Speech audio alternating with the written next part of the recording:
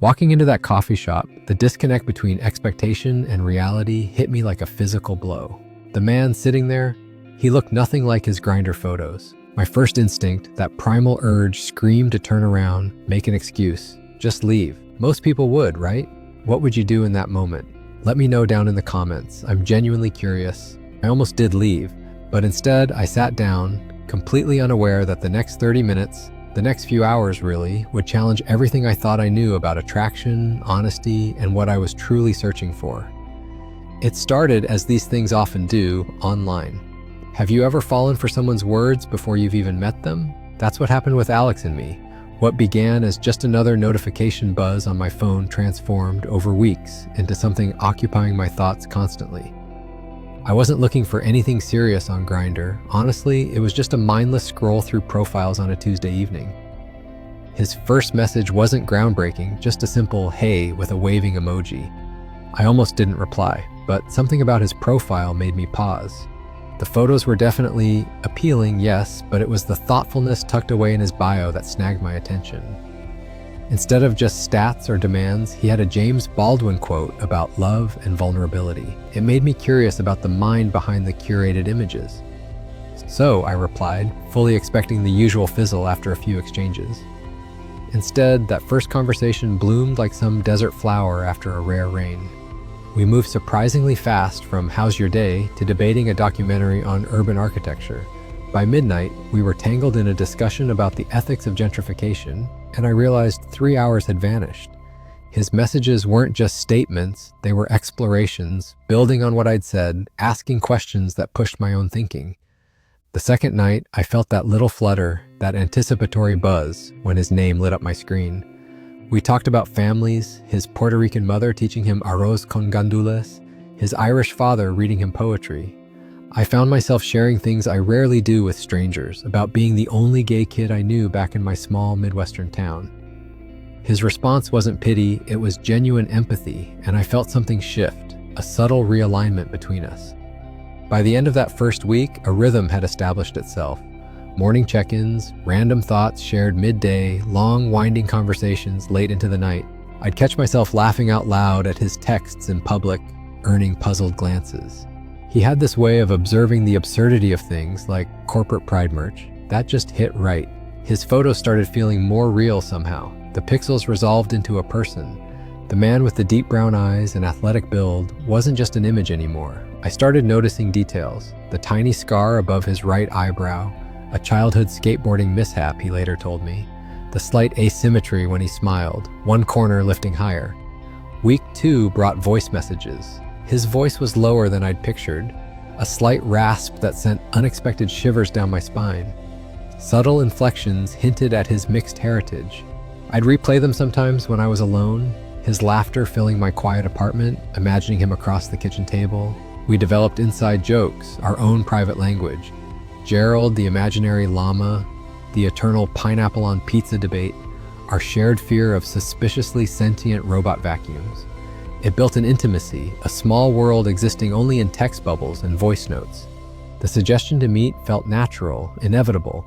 A downtown coffee shop, neutral territory, but quiet enough to talk. As the day approached, the anticipation became almost unbearable. Would the digital chemistry translate? Would the conversation flow as easily without the buffer of a screen, the time to craft responses? The morning of, I spent longer in front of the mirror than I care to admit.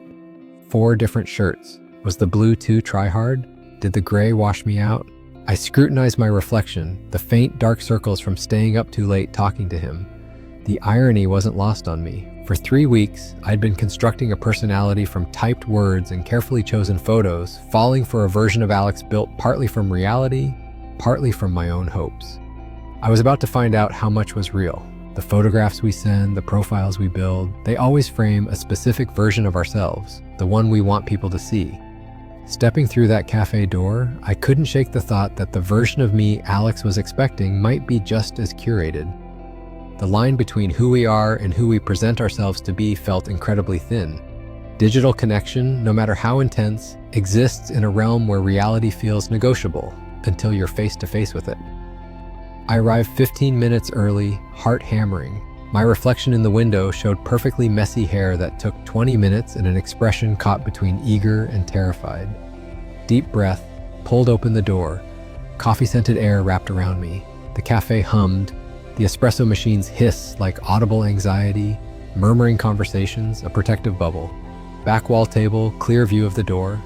Positioned myself, trying for casual ease, my bouncing knee betraying every nerve. Every time the door opened, I tensed. Pulse jump, breath catch. Nope. Businesswoman. Nope. Elderly couple. Nope. Barista. Each false alarm cranked the jitters higher. Phone check. 3:47, due at 4 o'clock. Typed, deleted, typed again. Settled on, I'm here. Immediately regretted the abruptness. The dots appeared. Great. Just parking. Be there in 2. 2 minutes, mouth dry. Stand, shake hands, hug. Decided on standing, smiling, letting him lead the greeting. My mental script dissolved. 3:56. The door opened. A man paused, scanning the room. I recognized the eyes, same deep brown, but they belonged to a face I only partly knew. A strange detachment washed over me, like watching a scene unfold from the ceiling. Digital fantasy meets reality. Collision imminent. My practiced smile froze. He resembled Alex, like a candid Polaroid compared to a studio portrait. Fuller face than the sharp jawline online. More weight than the photos showed. Thinner hair, receding hairline, older than I'd pictured. Our eyes met. Uncertainty flickered across his face, quickly masked by a hesitant smile, a small wave. That wave confirmed it. This was Alex, but not the Alex I'd spent 3 weeks constructing in my mind. Time warped. Options raced. Leave now. Confront him. Sit frozen. All the online dating ethics debates crashed into this single moment. Logic screamed deception, demanded exit. But something else, curiosity, the echo of our real connection, kept me rooted. I managed a half wave back. He walked toward me, confident but cautious, shoulders slightly hunched. Dark jeans, forest green button-up, just as he'd said. A small anchor of consistency. Hi, he said, reaching the table. The voice was exactly right. Warm, slightly deeper, the first truly familiar thing. It's really good to finally meet you. My mouth worked before words came out. Hey, yeah, good to meet you too. He sat. Sandalwood and citrus cologne suited him. He seemed to be waiting for me to react, to acknowledge the obvious. My hand reached for my phone, the escape hatch, the fake emergency call. But then I set it down. I looked at him, really looked, past the shock. Behind the nervous smile, vulnerability, apprehension, and hope. The same hope I carried about measuring up. His nervous smile faded quickly as we settled into potentially the most excruciating coffee date imaginable. The effortless digital chemistry, gone, replaced by the static of weather comments and observations about coffee. Yet right when I thought it was completely unsalvageable, something cracked open, revealing an authenticity I wasn't prepared for. Time stretched. I watched him sip his coffee, black, no sugar, eyes darting up, then away. The barista called an order, a merciful interruption to the silence. I stirred my cappuccino, making foam whirlpools, cycling through dead-end conversation starters. So, it's warmer today than they predicted, I offered, cringing internally. The cafe felt too loud, too crowded, witnesses to our failure. He nodded, flushing slightly. Yeah, spring finally decided to show up. His voice, deeper in person, held a slight tension. I found myself studying his face, trying to map the profile pictures onto this reality. The eyes were the same, yes, but the landscape around them was different. His fingers drummed nervously on the mug. Another silence stretched. 10 minutes, maybe 15, felt like an hour. Where were the effortless hours we'd spent online? This is weird, isn't it? The words tumbled out before I could stop them. Immediate regret. His eyes widened slightly, shoulders tensed. Is it that obvious? A small, strained laugh. I've never been good at this part. What part? I asked, though I already knew. The part where we pretend everything's exactly what we expected. His honesty was disarming. He took another sip, gaze fixed over my shoulder. I don't usually. We both reached for our phones at the same instant. The universal sign of surrender. I scrolled Instagram mindlessly, the irony of this digital barrier thick in the air. So, I finally said, putting my phone down with forced determination, my last attempt. You mentioned you work at a nonprofit, something with youth services? He looked up, something shifted in his expression. The nervousness didn't vanish, but it receded like fog lifting. "Yeah, I work with LGBTQ+ youth experiencing homelessness," he said, setting his phone face down. "Mostly kids kicked out by their families after coming out." His posture straightened, hands steadied, his voice found a new cadence, unscripted. "Last month, we had this 17-year-old come in, middle of winter, just a backpack. Parents found texts between him and another boy. Alex's eyes met mine, directly this time. 3 days after getting him into emergency housing, I found him sobbing in our bathroom, not because of his situation, because someone had finally treated him like he mattered. I leaned forward without thinking, drawn in by the raw emotion. This wasn't the curated persona, this was real. "How do you handle that emotionally?" I asked, genuinely curious now. "Seeing that kind of rejection?" "Some days I don't," he admitted, running a hand through his hair. "Go home and cry or hit the gym until I'm exhausted. But then there are the victories, like getting Proposition 24 passed last year, increasing funding for LGBTQ youth services by 40% statewide." For the next 20 minutes, Alex transformed. He spoke about his work with an eloquence and passion that radiated outwards. His hands moved, sketching ideas, his face animated with conviction. He shared stories of resilience that brought unexpected moisture to my eyes, and tales of bureaucratic absurdity that made me laugh despite myself. The initial awkwardness hadn't vanished, but it had made space for something else, connection, built on substance. "Sorry," he said eventually, catching himself. "I tend to ramble about work." Most people's eyes glaze over. "No, it's fascinating," I replied, surprised to realize I meant it. "It matters, what you're doing." A genuine smile finally crossed his face, warm, reaching his eyes. "Thanks for listening. Most guys I meet aren't interested in hearing about homeless teens and policy reform." That smile, the real one, shifted something fundamental between us. It revealed a depth I hadn't anticipated finding behind a profile that didn't quite match reality. I glanced at my watch. Over an hour had passed. Our cups were long empty. The afternoon light slanted across the table. The barista had done 2 silent sweeps, questioning our continued occupation of the prime corner spot as a line formed near the door. "Do you want another?" Alex asked, noticing my empty cup. The initial awkwardness felt distant now, dissipated without me noticing precisely when. I'd been lost in his stories, my guard down. "Actually, maybe we should walk?" I suggested, suddenly aware of the waiting customers. "There's a park nearby, just a couple of blocks." Outside, the late afternoon sun felt warm. We fell into step, movements more fluid, less guarded. The stilted cafe chat gave way to something easier as Alex started talking about coming out to his traditional family. "My dad didn't speak to me for 8 months, he said, voice softer now. He'd leave the room if I walked in, like living with a ghost who actively avoided you. He described the slow rebuilding, his father eventually showing up with a worn copy of a book they'd shared years ago. His raw, unpolished honesty made me forget the photo discrepancy entirely. I found myself noticing the way his eyes crinkled slightly at the corners when he smiled genuinely, the expressive way his hands moved when passion took over. We reached the park, following a path under trees just starting to bud. A comfortable silence settled, punctuated by distant playground laughter. "I write," I blurted out, surprising myself. "I mean, I try to. Nothing published, but I'm working on a collection of short stories." "Really?" He turned, genuine interest lighting his face. "What kind of stories?" I never talk about my writing this early. It feels too vulnerable. But with Alex, the words came easily. Soon I was describing characters, half-formed plots. We found a bench overlooking a small pond, ducks paddling hopefully. Then in a lull, Alex took a deep breath. "I should probably address the elephant in the room," he said, eyes on the water. "My pictures, they aren't current. I know, I've gained weight, and I was afraid you wouldn't give me a chance otherwise." The honesty hung there. Not an excuse, just a vulnerable truth laid bare. An unexpected wave of relief washed over me. The unspoken, finally spoken. It makes you wonder, doesn't it, how much pressure we all feel online? Have you ever felt that pressure to present a perfect version of yourself? "Why did you think I wouldn't?" I asked gently. "Experience, I guess." He hesitated. "Dating apps can be brutal if you don't fit the mold, especially in our community. Sometimes it feels like perfect abs matter more than anything else." I couldn't argue. His words echoed my own anxieties, the parts I angle away from the camera, the insecurities masked by witty profiles. We were both hiding, afraid of rejection. "I appreciate the honesty," I said finally.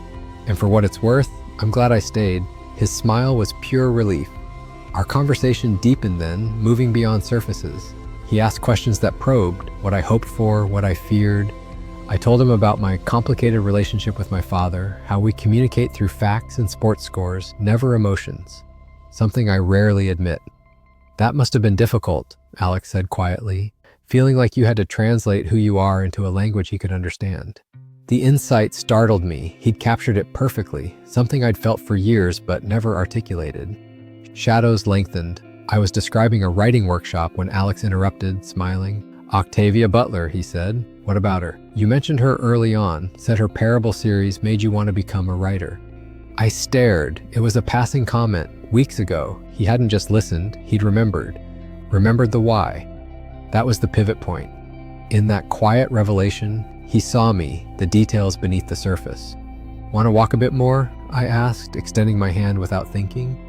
He looked at my hand, then took it, his palm warm against mine. We walked as dusk settled, and I realized, with surprise, I didn't want the date to end. Night fell softly around us, streetlights flickering on like scattered stars. What I couldn't have predicted was how these artificial lights would illuminate truths hidden by dating app filters. Truths about connection existing in dimensions no profile picture captures. We found a secluded bench beneath a sprawling oak, conversation flowing easily now, the initial awkwardness a distant memory. In the gentler light, Alex's features softened. Shadows played across his face, revealing expressions his photos never showed. I watched him, really seeing the person beside me. He spoke about the community garden project for the youth center, his entire being lighting up. Hands sketched invisible blueprints, tracing raised beds, gathering spaces. Not practiced gestures, but the unconscious movements of someone lost in their passion, forgetting to be self-conscious. That unfiltered enthusiasm made his eyes shine. The kids designed it all, he said, leaning closer, our knees almost touching. You should have seen their faces when the first seedlings broke through. This 14-year-old, barely speaks usually, spent an hour telling me about heritage versus hybrid tomatoes. He paused then, waiting for my response, genuinely interested, not just reloading his next story. In a world often full of people waiting for their turn to talk, Alex listened. His body angled towards mine, a silent invitation for my thoughts. A flush of embarrassment crept up my neck. How close I'd come to walking away based on outdated photos. What a shallow metric. You're thinking something serious, he observed, head tilted slightly. Your forehead gets this little crease right here.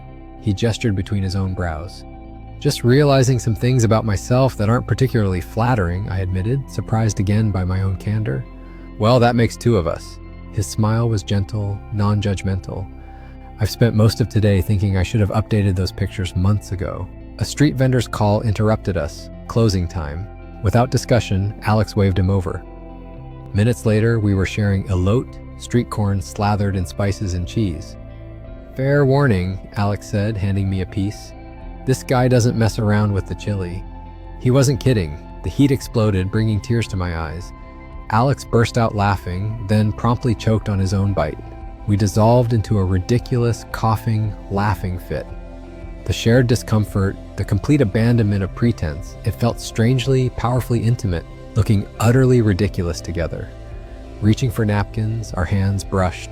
A simple touch, something impossible through an app. No algorithm for the spark of skin on skin.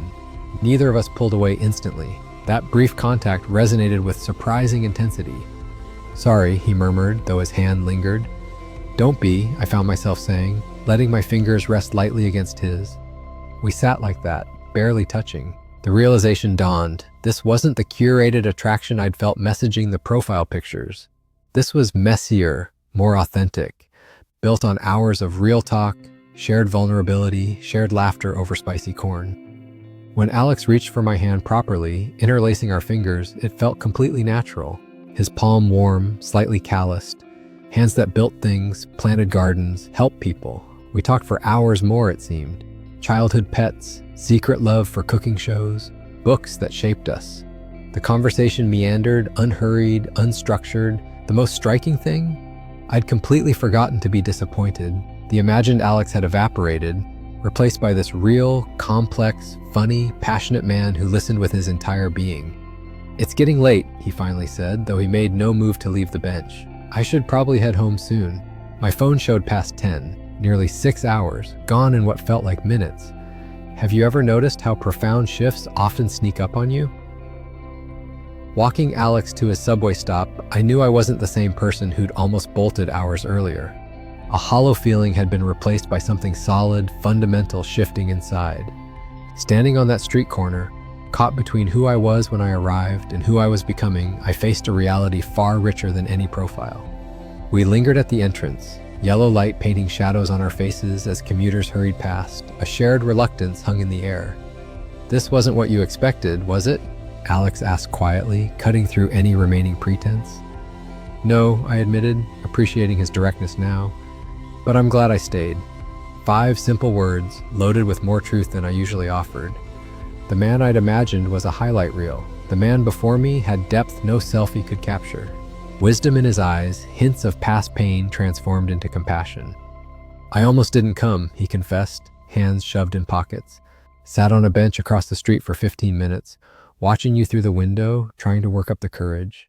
I pictured him there, summoning bravery while I was inside, judging him against my checklist. The irony stung. How quick I'd felt deceived when I too was presenting a curated self. A train rumbled below. "Can I see you again?" The question hung there, the start of a new chapter. "Yes," I answered, no hesitation. "I'd like that." His smile then, unguarded, bright, caught my breath. He stepped forward, a hug that felt both new and completely right. Breathing in his scent, a comforting familiarity. He descended the stairs with a final wave. I watched until he disappeared, feeling like I'd known him far longer than 6 hours. The awkward beginning had dissolved into something like coming home to a place I hadn't known existed. Walking back alone, I pulled out my phone, those colorful app icons, opened Grindr. But I didn't scroll mindlessly. I paused on profiles I might have swiped past before, imperfect lighting, niche interests mentioned in bios, slightly older faces with genuine, slightly crooked smiles. Who were they beyond the digital fragments? What stories lay hidden? At home, I sat on my bed, looking at my own profile. Flattering angles, a photo 3 years too old, the gym selfie from a brief fitness kick, the witty, vague bio. The man Alex met today was more tired, more anxious, more real, and somehow, that had been enough. It really makes you think, doesn't it? Have you ever had an experience, dating or otherwise, that completely shifted your perspective on something or someone? I'd genuinely love to hear about it in the comments below. One by one, I deleted the curated images, uploaded new ones, blurry laughter, a double chin showing hug with my niece but warmth in the eyes, a recent selfie, natural light, lines and all. My thumb hovered over save. Comfort in curation, safety in control, but liberation in being seen. I hit save. Vulnerable, yet powerful. The lesson wasn't about deception, it was about my biases. Alex hadn't catfished me, he'd just been brave enough to show up authentically and hope it was enough. 6 months have passed since that day. I wake up beside Alex now, tracing the curve of his shoulder in the soft morning light. His arm finds mine under the sheets, a certainty I never expected blooming from initial disappointment. Last week, back at that same cafe, watching him laugh across the table, I felt a pang realizing what I almost threw away chasing an illusion. What truly matters isn't the perfect photo or the witty bio. It exists in those unguarded moments, when someone sees your flaws and stays. When you finally exhale, relieved to be truly known. Like tree roots intertwining beneath the surface, hidden but strong, making each other stronger. It leaves me wondering, and maybe you too, what facades are we holding on to? What might we gain by surrendering them for something real?